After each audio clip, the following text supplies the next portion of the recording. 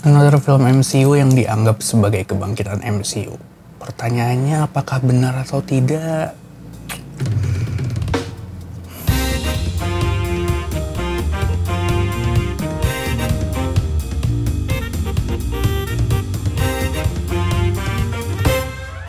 Halo semuanya, selamat datang di jurnal film gue yang lainnya. Dan ya, lagi-lagi persiapan dan setup yang berbeda dan seperti biasa tidak begitu proper.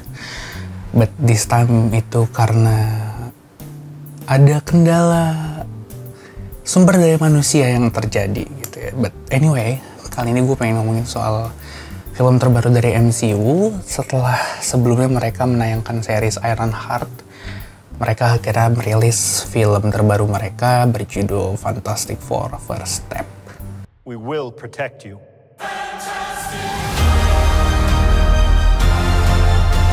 Oke, jadi film ini adalah film yang sebenarnya cukup menonjol ya, karena dari awal kita udah bisa ngelihat keunggulan utama dari film ini, yaitu secara segi production value gitu ya, punya production design yang cukup menarik dan juga unik gitu, dengan pendekatan retrofuturistik gitu ya. Dan ya itulah hal pertama yang bisa gue anggap sebagai keunggulan dari film ini ketika gue nonton, baik secara visual ataupun secara musik. Yang which is sebenarnya secara musik itu sendiri, itulah justru poin paling plusnya. Sedangkan ya kalau visual itu sendiri gue masih bisa ngelihat ada kekurangan sebenarnya secara visual effect gitu. Ada beberapa titik dimana kita bisa ngelihat gitu visual efeknya tuh bener-bener bisa ketara gitu. Meanwhile yang gue tahu secara produksi sebagian besar itu diupayakan gimana caranya produksi dilakukan sebagaimana film-film tua itu memproduksi film-film sci-fi gitu. Salah satunya adalah adegan pesawat luar angkasa yang berusaha dibuat praktikal. Jadi ketika ngelihat visual efeknya para Fantastic Four, khususnya dari Mr. Fantastic gitu ya, ketika Richard stretching, manjat antar gedung, itu visual efeknya cukup buruk gitu. Dan salah satunya bisa kalian temuin di promosional mereka dan menjadi opening sequence ketika dia ngelawan monyet yang gue lupa sebutannya tuh apa gitu. Tapi tetap aja secara umum production desain itu jadi salah satu keunggulan utama dari film Fantastic Four ini, dan sampai sekarang gue masih suka gitu sama scoringnya gitu. Karena ya basicnya gue juga cukup suka sih sama production design dari series Loki gitu, sehingga ketika gue ngeliat film ini ya bukan hal baru gitu, tapi bukan juga hal yang buruk gitu, dan gue cukup suka. Nah kalau secara cerita, nah sebenarnya inilah yang menurut gue memang ya krusial gitu secara film. Dan gue bisa bilang sebenarnya premisnya cukup menarik ya, cukup membuka Pandora yang sangat luas.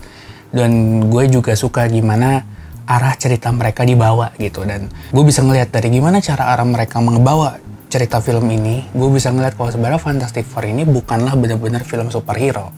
Mereka nggak relying on superpower, mereka justru mengandalkan kepada citra mereka gitu sebagai para ilmuwan. Dan gue bisa lihat banget gitu, bahkan seberagajulan-beragajulannya Johnny Storm, dia adalah seorang ilmuwan juga gitu. Gimana plotnya ini dibawa, itu adalah sebuah step-step yang benar-benar kerasa science fiction gitu. Jadi instead of superhero, ya ini adalah sebuah cerita tentang penjelajahan luar angkasa gitu, sebagaimana cerita-cerita sci-fi yang keluar di tahun 80 atau 90-an.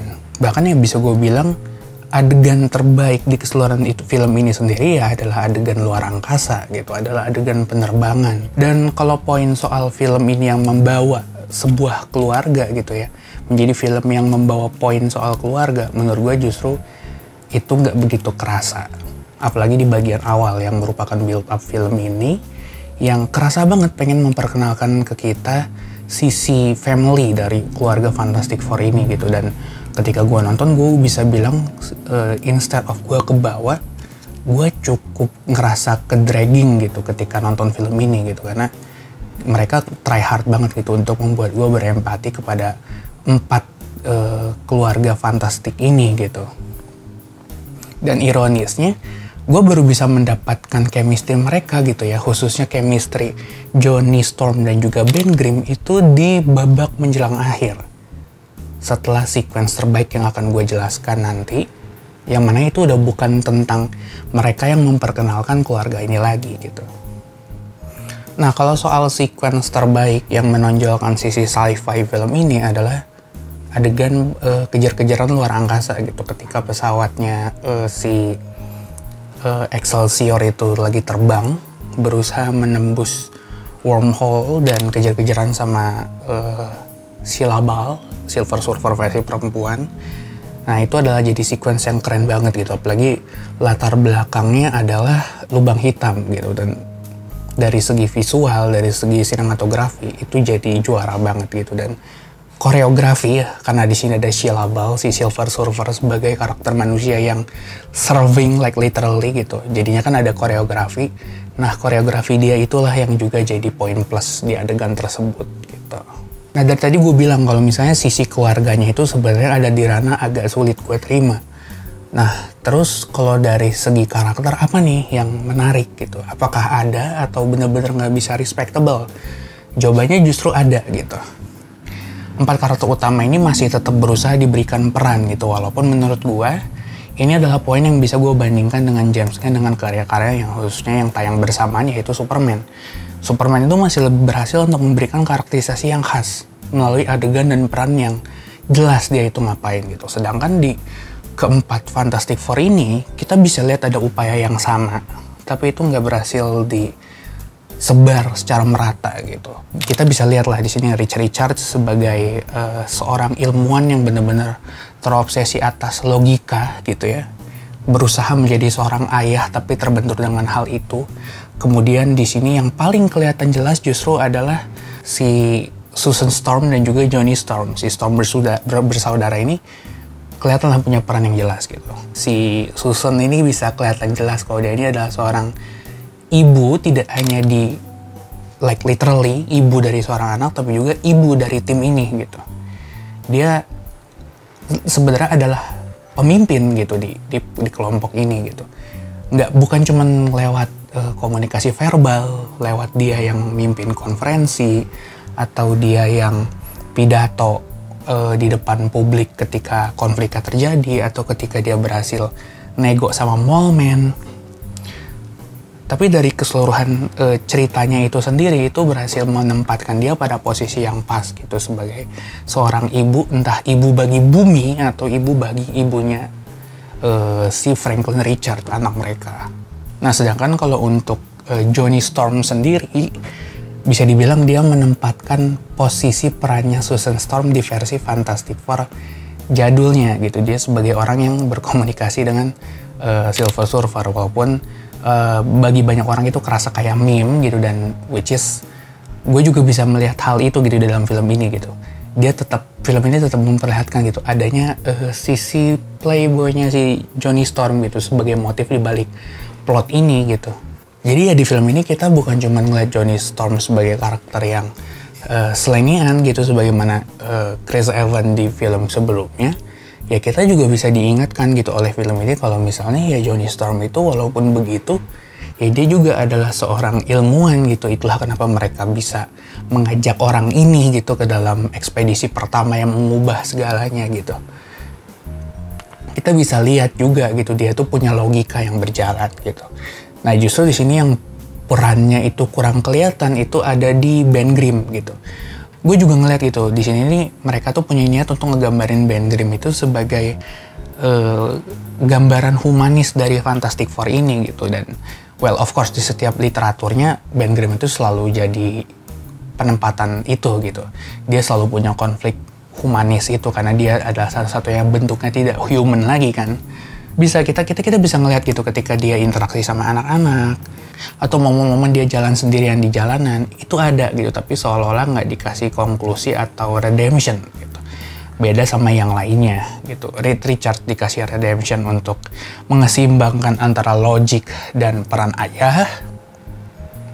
Susan Storm itu diperlihatkan gimana caranya menyeimbangkan perannya menjadi ibu baik bagi bumi ataupun bagi anaknya.